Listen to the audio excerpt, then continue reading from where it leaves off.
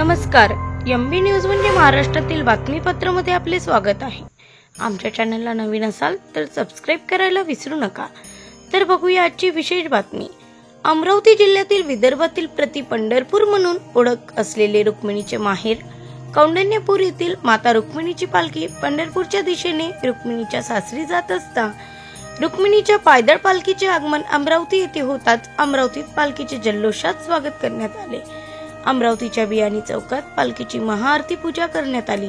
यावेळी खासदार बळवंत वानखडे, काँग्रेसच्या नेते आमदार यशोमती ठाकूर यांनी विठ्ठल रुक्मिणीच्या आरती ओवाळत पूजा केली।